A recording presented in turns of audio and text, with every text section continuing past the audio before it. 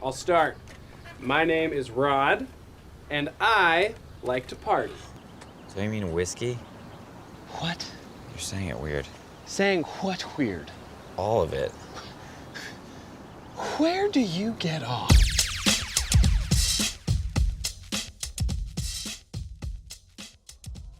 Hey, welcome back. Thanks for joining us today. We just had a hiccup trying to start this interview. I'm here, friend Chris Backert.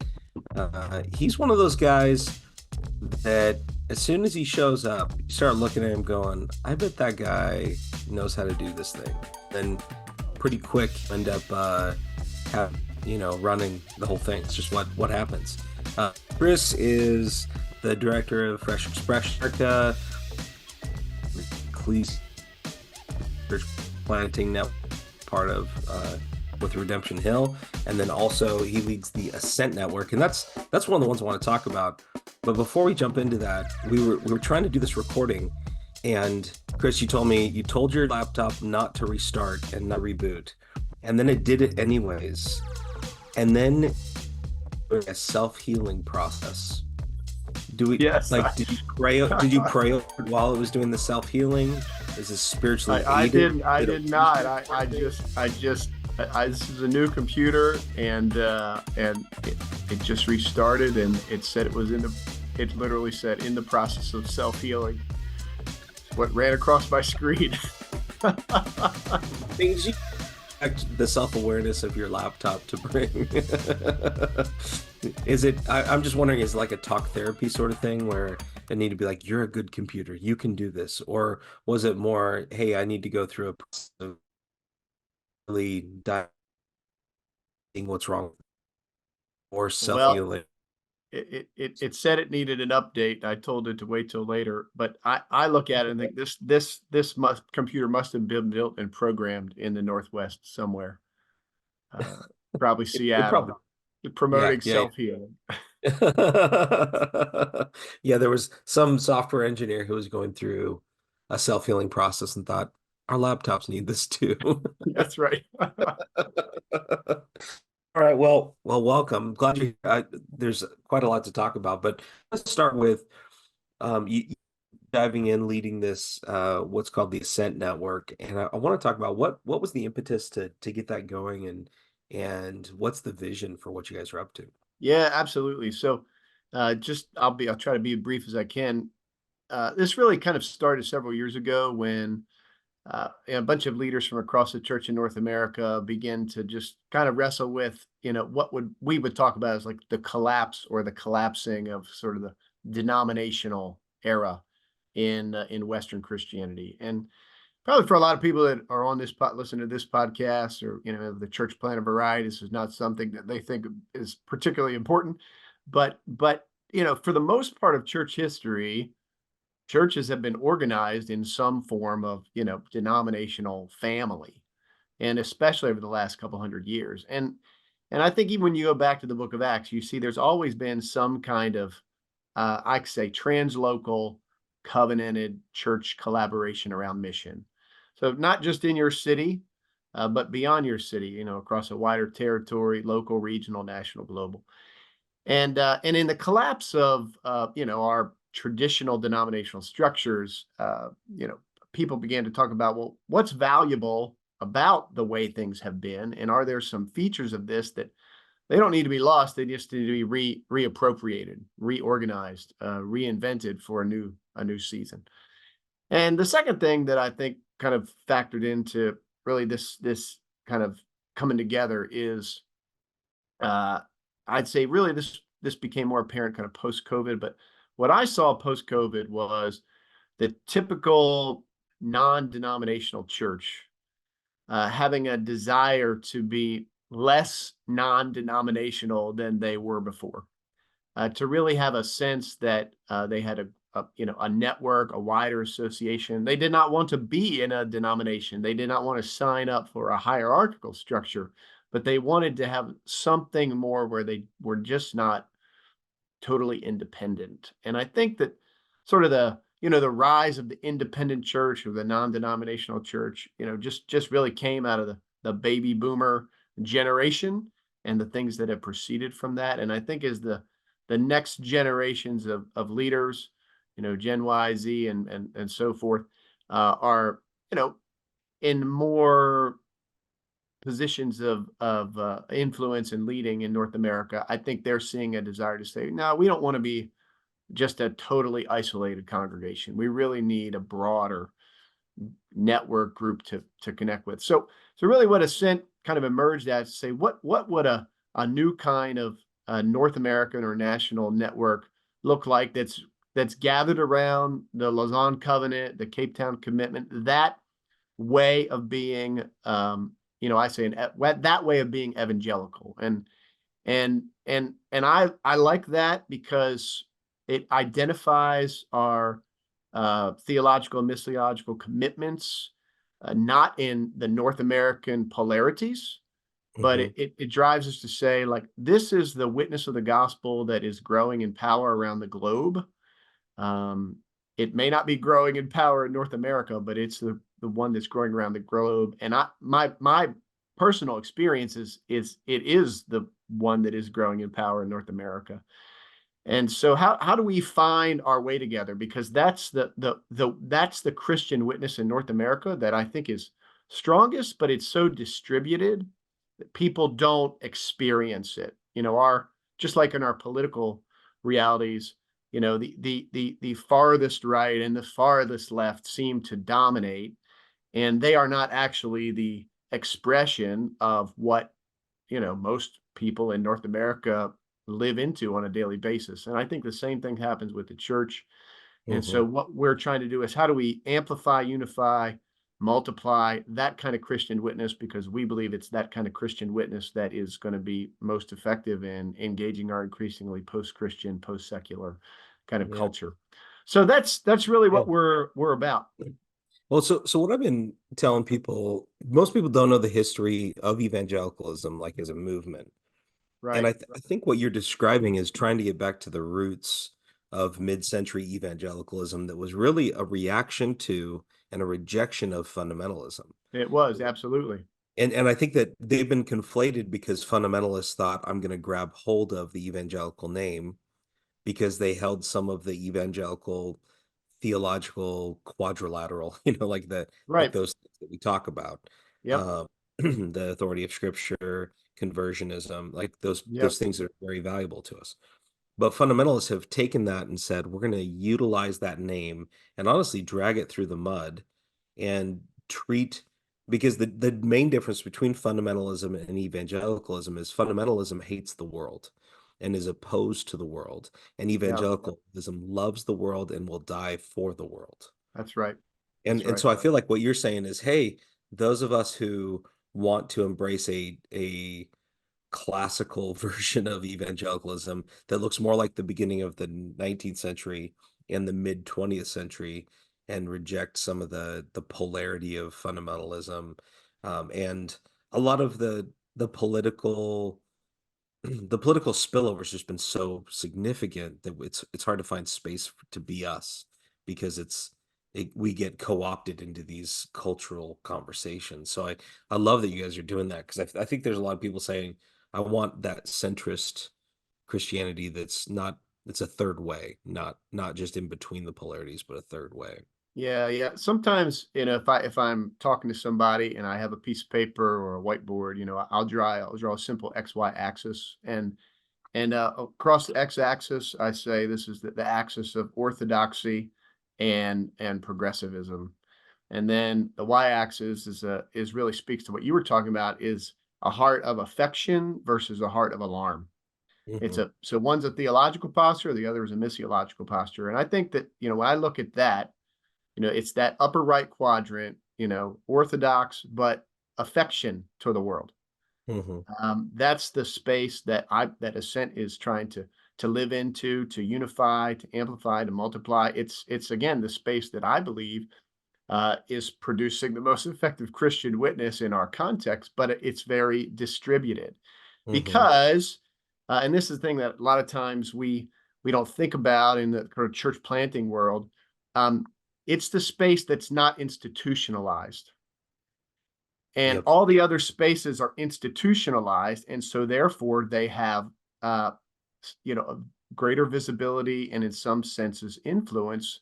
That's why, even though folks like you and I, our voice is probably normative in terms of effective Christian witness across all kinds of denominations and cultural backgrounds, but Mhm. that space lacks any sort of institutional stability.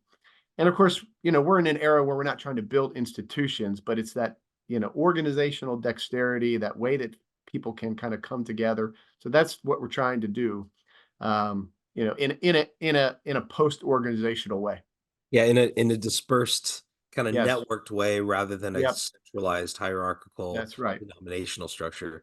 Which so I think that that actually touches on a lot of what church planters across the board have to deal with. Because when you start planting a church, you have to say, what kind of church are we? What Yep. do we believe? How do we live? And then there's the, well, who's our family? Who's that tribe of people that we can call on for funding? We can call on for supporting us, when we struggle. Who's going to be in it with us? And I think most church planners, like you said, the last 10 years have said that the payoff between the cost of joining a denomination versus the value of being a part of it it's a tougher value proposition than it's ever been. Yes. And especially the ones who are like, well, we'd love to be you to be a part of our denomination. We want you to give us, we're going to give you $50,000, and then we're going to ask you to give us 15% of all of your giving for the rest of your life, Perpetuity, right? perpetuity. That, like, I'm going to say, like, I'm okay at math. I know that those numbers don't add up. Like it ends up being this big output. And I think for a lot of young people, they say, I don't necessarily want to spend money for retirement plans for the last generation, and I don't want to spend money for administrative hierarchy. I want to spend money for mission. And that's Yep. why I think that's why networks start to make sense, is it transforms kind of the way the money's spent outside of the organization. Where are you seeing like traction? Like, who are the people who are feeling drawn to the Ascent movement? Yeah. Well, in specific, what I find is, I mean, I'll just speak plainly about it. There are a number of, again, non-denominational churches that I think occupy that quadrant. If you use that XY axis that I gave you, they're feeling like, we need something more, and it needs to be more than just once upon a time, right? Like, a lot of people joined the Willow Creek Association, before all of its troubles. And, like, that was really like, hey, we join this and we get a few discounts on things, right? Uh, It means I Um, went to GLS that one time. right. So people say, no, we need something more than that. More than that. So there's that group of folks. I think there's a lot of folks in across many of our major denominational structures that are saying, I'm not at home in my family. So you Mhm. could say, like, you even take, like the Southern Baptist Convention, which I would say largely occupies like that bottom right quadrant, right? Like Orthodox, would align in Orthodox theology, but generally speaking has more alarm to the world. Uh-huh. Mhm, Um, mhm, but there is a significant contingent. It's small in the Southern Baptist space, but it might be, 1,500, 2,000 actual congregations who say, mhm, no, we're not there. We're not at home in our own family. We are having a lot of engagement, I'd say, from post-schism Methodists who are not necessarily looking to join a new denomination, but mhm. know that they are not going the same direction that the United Methodist Church. I think there's a lot of smaller denominational bodies that often people aren't even aware exist. That, again, that they are struggling to keep up the bandwidth of the things that they've done over the last 50 years, and so then things like church planting and multiplication, evangelism, disciple making, those things kind of get uh, jettisoned to the side for financial reasons. And so a lot of those folks are coming around and say, we still want to kind of contribute and be engaged in a powerful mission endeavor. So we're not going to leave our denominational family because that's still of value to us and our heritage, but we do want to be part of a new kind of connectionalism. So we're picking up some traction there. Yeah. I think, institutionally, that I think this helps again place people. So we've got right now 4 seminaries that are official Ascent seminaries: Northern Seminary, Truett Seminary, connected to Baylor, Weinbrenner Seminary in Ohio, and Kairos University, which is based out of Sioux Falls, but has different branches, roughly Yeah. speaking, all across. So I think that we're trying to rebuild a robust seminary network that exists in that space that can be part of equipping of those kinds of leaders. So those are some of the kind of markers, I think, for me, of the kinds of folks that are drawn to this. And again, I always say to people that we have to get out of our North American mental model in terms of the polarities that exist, and let's identify ourselves with the global evangelical witness. Yeah. Um, Absolutely. Let's dive in, because so we're put on an event here in Boise together, alongside Fresh Expressions and Ascent and the City yeah. Network, and that event is really focused on this vision of gather to scatter. And I'd love for you to talk a little bit about what you see as the future of the mission of the church in North America. Where is their fruit? Where's their opportunity for church planners and church leaders to say, we think that God is working in this way and we can participate there? Yeah, gosh, that's such a vast question. I know So I'm giving you big open ones. You do what you yeah, want. I'll just riff on it in a couple different ways. So one, I do think we do have to realize that it is a vast question, and there's so many answers that are there in relationship to that. Things that come to me as I think, um, we still need what I'm going to call more traditional approaches to church planting. And there are many parts of our country that still in Canada that still need I'm just going to call it a Sunday gathering centric approach. I think that is diminishing, but it's still important. Now, one thing that I have kind of experienced over the last 6 months, though, in conversations with folks in the UK who've been real thinking partners with me for 15 years, is that they're seeing a rebirth in the UK of more traditional approaches to church planting and a decline in the more kind of microchurch distributed Hmm. approach. And I've always felt like that the UK experience, the Western Europe experience is again probably 15 to 25 years ahead of the kind of post-Christian experience and development in the US. And so that's just something I've been paying attention to as they try to understand, why is this gaining traction? There may be something really there in the kind of after the transition from Christendom, Christian to post-Christian setting, where that will become more visible and more important. So anyway, I think over the next 3 decades, some kind of traditional approaches to church planting are going to be really important. Then there is kind of the hybrid kind of approach, which is what we're kind of talking about in Boise, which is how do our everyday congregations, a First Baptist, a New Life Church, that have had that more Sunday-centric approach for 2 decades or 10 decades. How do they develop and cultivate new kinds of Christian communities? How do they multiply new ecclesial expressions alongside and interrelated to the church they already have?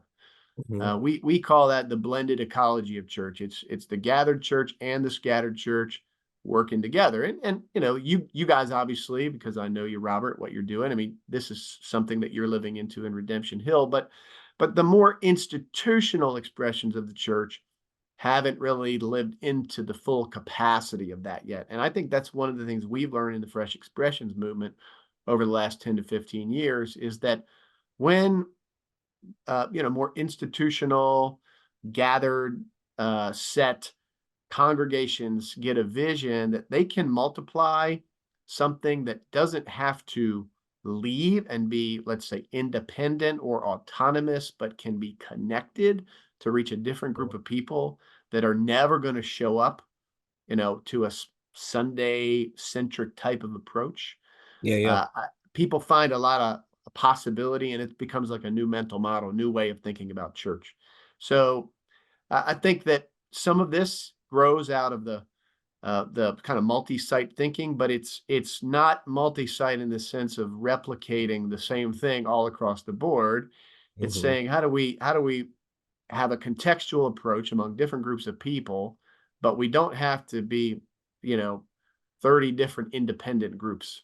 We can be part of the same sort of network family connected to the same more inherited type of congregation. So I Yeah, think that's a real. it's like giving people freedom to say within an existing congregation, God is starting to birth in them maybe a passion for their neighborhood or a Yep. passion for, their sports teams or a passion for, maybe the homeless. And instead of Yeah. saying, I've got to create something new, you're saying, hey, how can we help you do it within the confines of and with the support of your existing more traditional congregational model? Yep. And I think that part of that, what I'm hearing you say, because I've been rethinking more of my ecclesiology to create space to say that the smallest expression that has our minimum ecclesiology is church. Like that is the Yeah. people of God gathered. Um, but when they are deeply interconnected together into this network, they're actually stronger than when they're alone. And so you're kind of saying, like, within a traditional model, how can we leverage the resource and the space and the people for kingdom mission? I love that kind of a vision.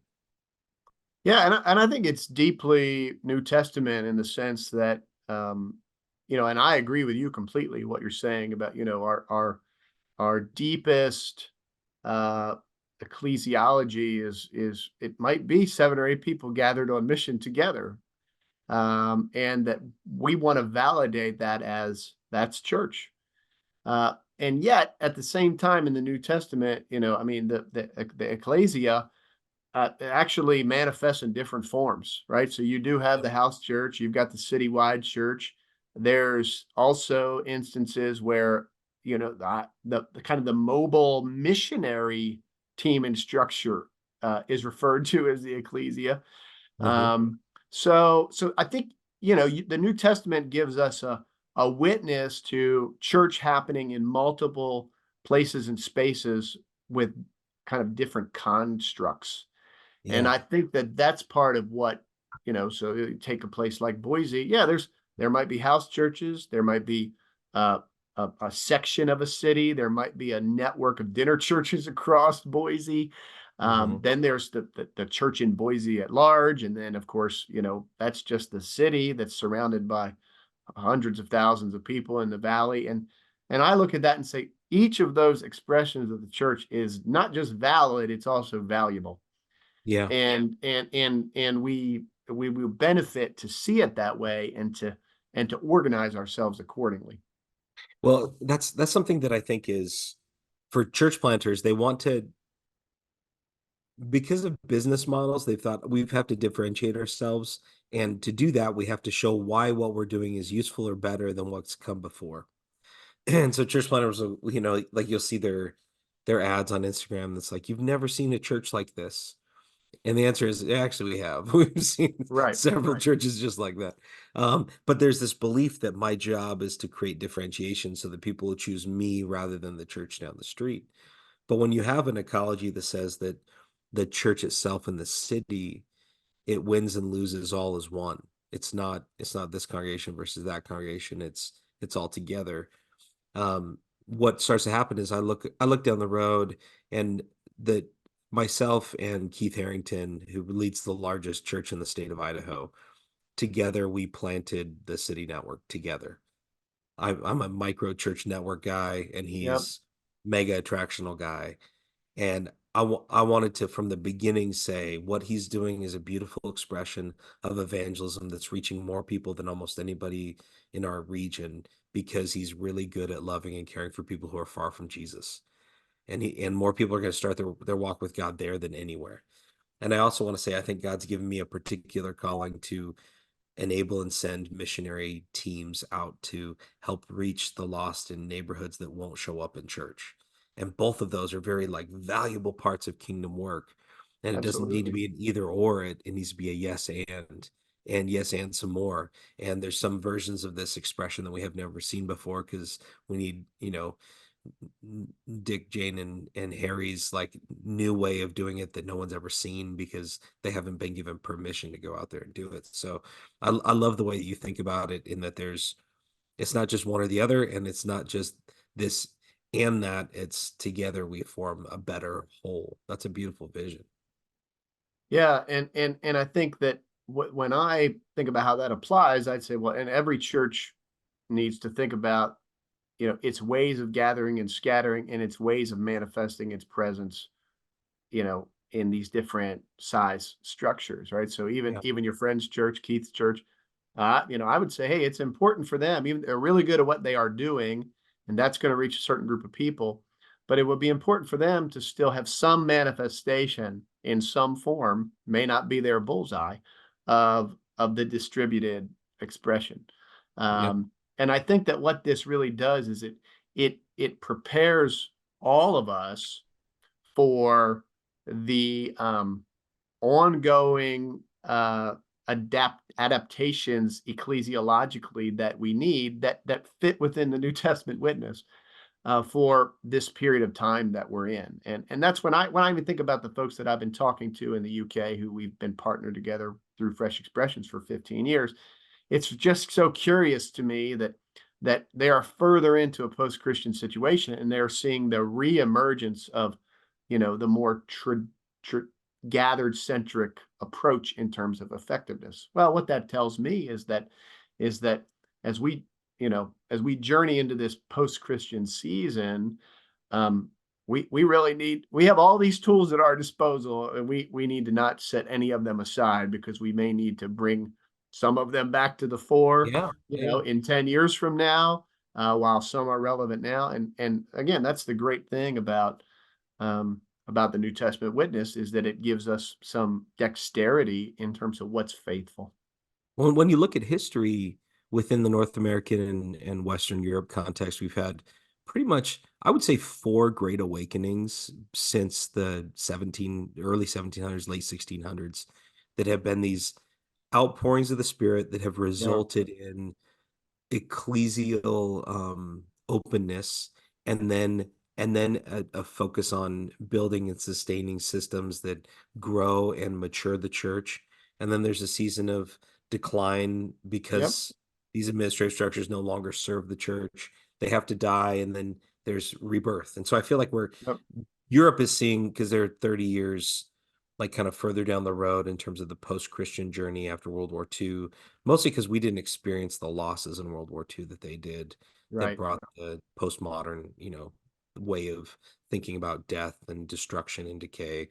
What I'm saying is, I think that we're seeing the end of the last boom, and we're going to be in this season of tilling and laying fallow and preparing the ground for what's next, before we're going to see kind of a season of fruitfulness. So it feels like this season is, hey, let's get back to the roots of who we are and what we do, and let's do it the best way possible, and see when the Spirit might be moving, and join Him in that work. Is that a bit of what you're saying?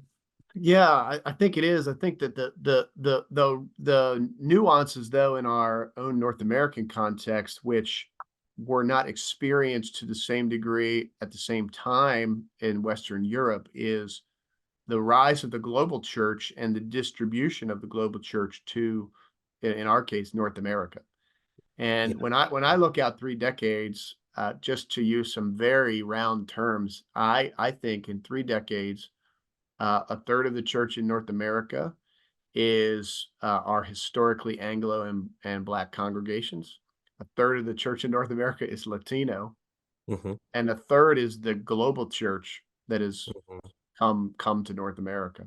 Which is what they've Uh, seen in Western Europe. You look in London and England, like it's filled with people from Absolutely. Nigeria and India who Yep. have come to faith and have moved as immigrants. I think we're seeing that with the Latino community where we evangelize with Protestantism through Central and South America, and now they're bringing with them spiritual vitality back with them, Yes. which is a really cool thing.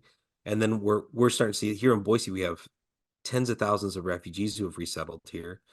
Many of them come from Muslim backgrounds, but many have started these refugee churches, and their kids are becoming a part of the mission of reaching their friends and family in high schools and middle schools in our city. Yeah. That's really beautiful. It is, and in fact, even two of the main things that we are working to do in the early phases of our Ascent effort is one is around catalyzing the Latino witness for the sake of the whole church, certainly for the sake of the Latino community, but for the sake of the whole church. How do we help the Latino community be central to what the church, broadly speaking, is doing in North America? And also the global church, the diaspora church. Right now, I'd say it's not been a lot of attention to how do we really receive the gospel that has grown in power around the globe. How do we receive that in North America? Yeah. And so but I think from a big picture missiological perspective, those are going to be two of the essential elements in every city Yeah. and in many other places over the next couple decades. Yeah, and one of those things that we're dreaming together about is in our city we have a very strong network of Anglo pastors who love and care for one another and are planting together. But almost a third of the valley is Hispanic, and we don't have those leaders around the table with us. And so at this gather event in May, we're going to be gathering up a group of Hispanic leaders to start praying about how do we Mm, reach the Hispanic leaders and churches in our valley, and then how do we multiply them, and then how do we let them be a voice of, and my hope is they're planting multicultural churches that reach both white and brown kids absolutely. together, because I think kids are drawn towards diversity. They're drawn towards different experiences, but also like that's a vision of kingdom connection that happens at the second generation that's harder at the first generation, which I'm really excited about. Yeah, and I think the other thing that I don't have any data to prove this, but it's just my own intuition and hunch based on, experience, right? I think that in the Anglo church settings, so much of our effort is around how do we engage, convince, compel skeptical, educated Anglo folks into the life of the gospel. And honestly, one of the things that I think the Holy Spirit is doing and is going to do is it's number one, it's just going to be really hard. It's hard for skeptical, educated Anglo folks to be evangelized and engaged with the gospel by non-skeptical, educated Anglo folks. And I Mhm. actually think that what God is doing and will do is will use the Latino witness, the global witness, the Black witness.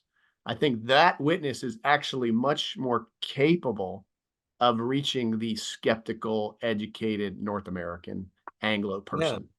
Well, it's kind of like when you go to Alpha Course and you listen to someone speak with a British accent, all of a sudden the Right. gospel makes sense because it's not your, Ned Flanders' neighbor talking about Jesus. It's like, oh, it's true there, so maybe it could be true here in my life. Absolutely. I Right. think that same thing happens with our immigrant and refugee neighbors where they see the vitality of Christian witness in their lives. And because it's not through their own cultural lens, they're able to see it more clearly. It's like, Yeah. oh, there's something powerful there about their network, their family, their theology that's bringing life to our neighborhood. Yes. Where, the white guy down the street, he's just, a preacher man, and, who cares what Right. he says, That's his It's job. yeah, yeah, this is job is telling about Jesus. But if you flip that, all of a sudden it's like, oh, there's space for it. Yeah, I agree. I think there is room for that. Okay, well, we're getting to the end here. I'd love to hear from you when you're thinking about the next 10 years of the church. You talk with a lot of leaders from around the world. Um, Three questions. Rapid fire questions. All right. If you're planting a church in any city in the world because of its strategic value, where are you going to plant? And yeah, let's just start there. I got another one for you, but we'll start there. Yeah. So for me, I think if I was making that decision, right, and I'm not talking about like everyone should make the decision, but Yeah. I would look for a mid-sized city that has not been given attention. Okay. So if someone said, "Hey, look across North America," I'd say, there's been so much attention given to New York, Los Angeles, right? The biggies, Chicago, right? Millions of dollars from multiple groups, denominations, networks, church, but have been poured into those places. And of course, because they have so many people. But I Mm-hmm. think that what has happened is I'm just going to call them our secondary and tertiary kind of metropolitan areas have been largely forgotten. Mm-hmm. And it is those areas to me that are have the most ripeness for Mm. someone answering that question. So, Okay. uh, So so you're talking Cleveland, Sioux City, Billings, Montana, Spokane, absolutely. Yep. you know, Yep. Sacramento rather than San Yep. Francisco, like those sorts of. Sacramento. Yep. Absolutely. Okay. Yep. Okay. Yeah, I like that because I think that when you go to a place that's sexy and big and has the life of the city that you can draw from, a lot of times it's about you more than it's about the city. But when you go to a place that's not as desirable, it's you saying, I'm going to give up something of myself to be and give my life to a place. There's some power in that witness. I like that. Yeah. All right, if you were to go train and prepare for church planning or prepare for ministry, where would you go and what would you study?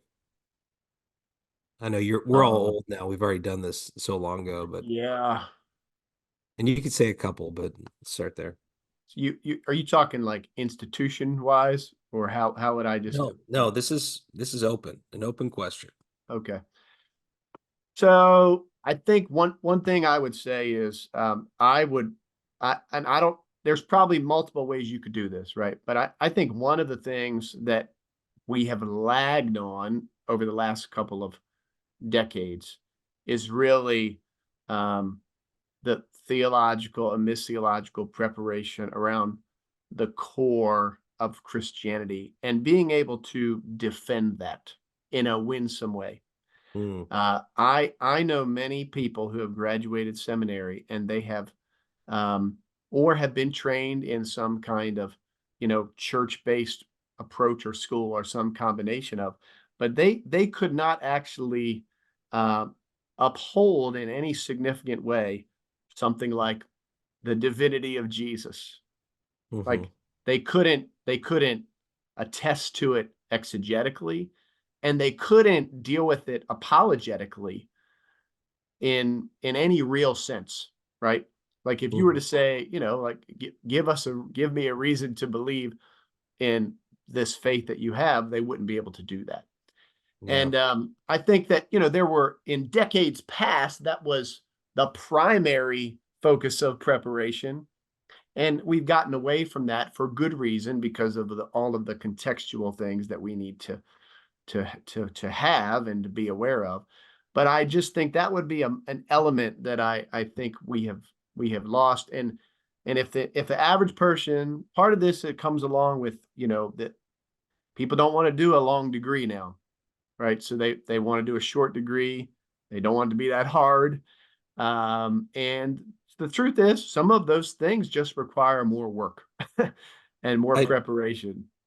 after walking through, I didn't go to Bible college. I went to secular university, which, had a great way of preparing me for ministry. Absolutely. But I would say if somebody graduated from seminary and they haven't led somebody to Christ, I don't think that they should be put into a church.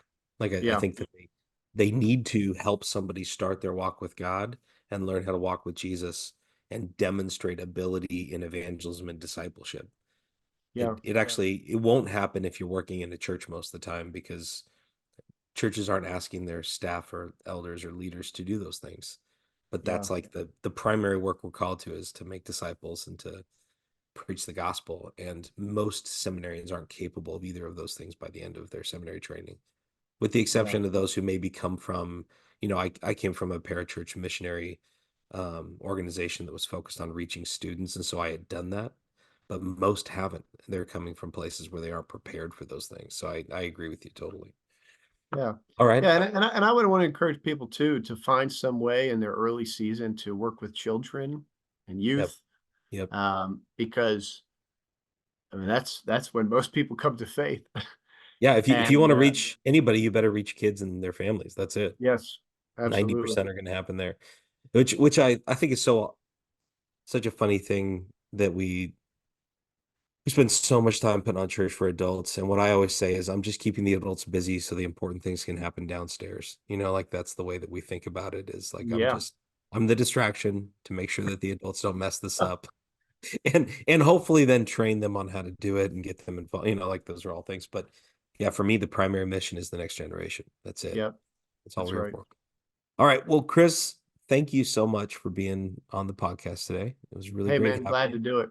There is that Ascent gathering happening. Do you want to, people can find the details. We'll put it on social media with the podcast, but do you want to talk about an invitation for folks for that? Yeah. Yeah. And I think this is just a great example. So we've got, Ascent, Fresh Expressions, the City Network, Mission Northwest, Truett Seminary, all helping out in some way to develop and put together this gathering in Boise in late May.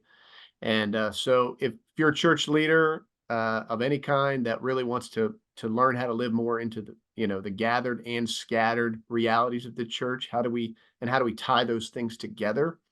How do we have a distributed expression of the church alongside of our more gathered expression? That's really what this event is about.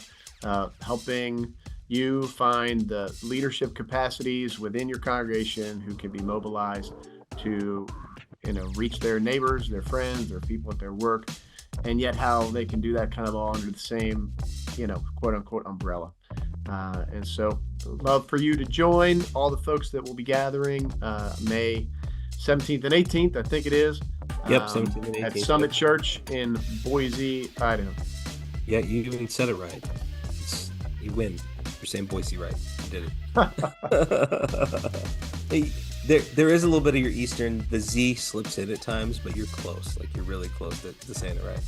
Well, thanks for being on today. This is fun, and man, we got more to talk about. We'll have to have you on again to talk some more and walk through. Man, I feel like the future of the church, it's fundamentally up to those who choose to engage and to create what's next. And so like we're in this moment of shift and we're saying, okay, who are we going to be and what's the next generation need and what's God calling us to? Really important questions. I love that you guys are asking those questions. So thanks for leading us in that. Hey man, no problem. I'm glad to be on with you. And I think all of us who find ourselves just sort of mid-career, I think that we really need to see ourselves as bridge people. We're a bridge from what was to what will be. And by the time we get to the end of the bridge, somebody else ought to be in these chairs. No question. All right, we'll talk soon. Take care, man. See ya. Thank you.